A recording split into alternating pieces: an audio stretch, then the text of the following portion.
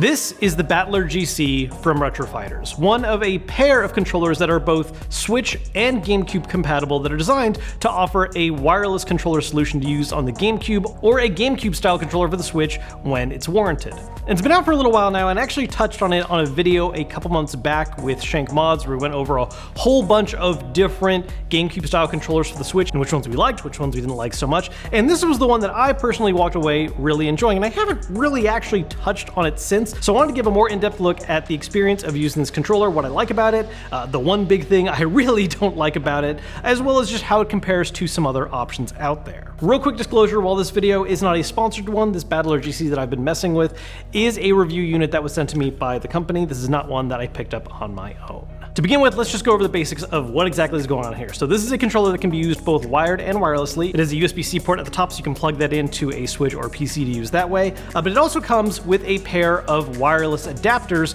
one that is a USB-A shaped, so you could use that with a Switch dock, and the other that is actually a GameCube style adapter, so you can use that with the GameCube or any other devices that make use of GameCube style controllers, like the first generation of Wii's or a Wii U making use of the GameCube adapter. Because this is designed both for modern consoles and for the GameCube simultaneously, there are some compromises and updates in its design that allows it to kind of walk that balanced edge for both. For instance, having a pair of Z buttons that for whatever reason on this controller are actually marked as L1, R1, L2, and R2 as opposed to LR, ZL, and ZR. A bit more of a PlayStation style approach to titling than Nintendo.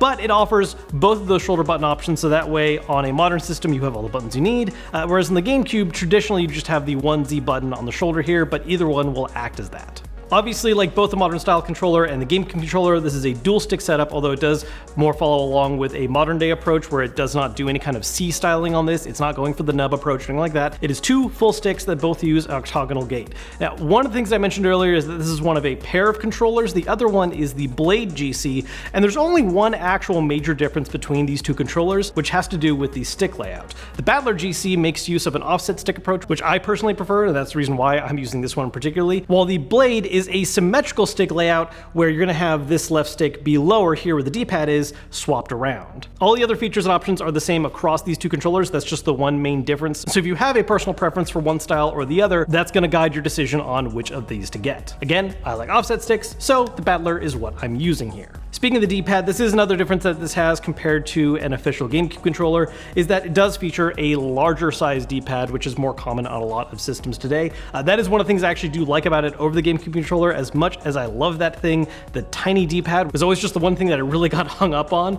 So having that larger one here is really nice. You also note the ABXY setup on this one is the GameCube style layout. This and the Blade are actually the second wave of GameCube style controllers that Retro Fighters has done. They previously had one called the Duelist, which was primarily aimed at being used with Smash Ultimate, which did not actually feature this ABXY style layout, so I'm really happy to see that come back here. Compared to the official GameCube controller, it is ever so slightly different, with the most notable change being that the A button on here is smaller than the one on an official GameCube controller. Not by a massive margin, it's still the largest button out of the 4 buttons on here, but it's not quite as pronounced as the official controller has. As far as the quality of these buttons go, they're actually one of the ones that I like a little more as far as a lot of the third-party GameCube style controllers go. They are a little stiff compared to the buttons on an official GameCube controller, but as far as getting as close to the mark as possible compared to a lot of other options out there, this is the one I really like, and that was really one of the main reasons why I preferred this one over the other options in that previous video. And then as for the center front-facing buttons here, you've got all the main layouts that you'd need for a Nintendo Switch: plus and minus button, screen capture button. The home button has been placed in the center instead of being off sides, and the new offside edition here, which is the same they had on the Duelist and on a lot of their retro style controllers, a turbo button, because what third-party controller would be complete without that? The grip style on it is comfortable. It's very reminiscent to a Switch Pro controller, albeit one that's just a little more elongated out and shorter in body, but I really enjoy the comfort of it. The one part of this controller I really don't like though is the triggers. Now, if you're coming from a Switch Pro controller, those don't actually use full pull triggers anymore. They are simply buttons that don't have any kind of analog component going on, whereas with a GameCube, they have an analog style trigger that actually depresses and then finally ends in an actual button click sensation. This doesn't go for either of those approaches and is instead something that I would say is most similar to the DualShock 3, which I don't know about you guys, but me personally, never really been a huge fan. It has this kind of soft tension to the pull that's just not really that great feeling, at least to me personally. Although I will say that the actual button itself does have a more trigger-like shaping to it that's more along the lines of a DualShock 4, which is better, but I just really don't like the way the feedback on it feels. It's actually one of the things about the controller that really puzzles me the most because, again, it's really trying to mirror this balance between these two styles, Switch Pro controller and GameCube controller, and a lot of the other choices on the controller clearly mimic trying to fit one of those two styles, whereas the triggers don't really match either.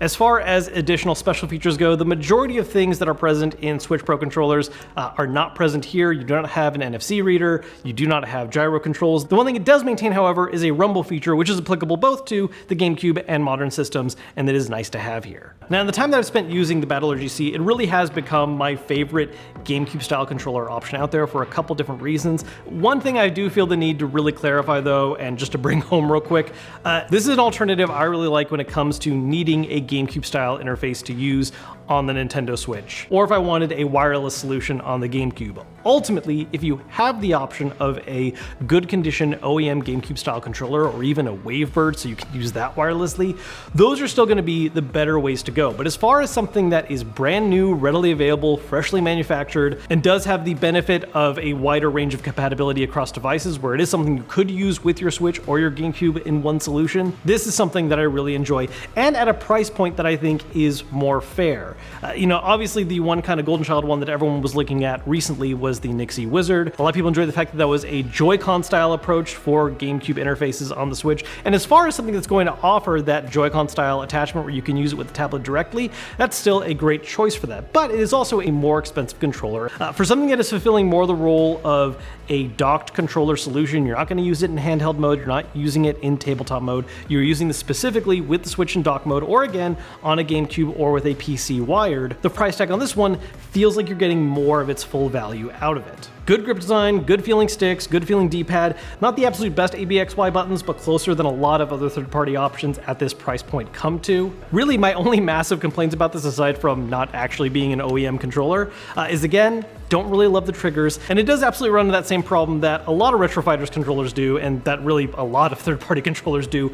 It just feels like a third-party option. As far as the weight of the controller goes, the type of plastic used in the body, it just feels a bit cheaper by comparison. If you can focus more on the actual, feeling of the grip and the buttons and the sticks, that's all gonna feel fine. But when you first pick up the controller, there is definitely that kind of unavoidable initial feeling of like, oh yeah, this definitely isn't first party. If an actual original GameCube style controller isn't an option for you, or you just want something that's going to offer a wider range of compatibility working across both the current Nintendo Switch, the GameCube, and maybe even some systems in between, the Battler, along with its sibling controller, the Blade, are, I think, an excellent choice for that. So those are my thoughts on the Battler GC, and more or less indirectly my thoughts on the Blade GC as well, if you would prefer to have that different stick layout. If you are interested in grabbing either of them, I do have links posted down below in the description. As always, if you guys enjoyed this video, hit the thumbs up button to let me know, subscribe if you haven't yet, and I will see you guys later.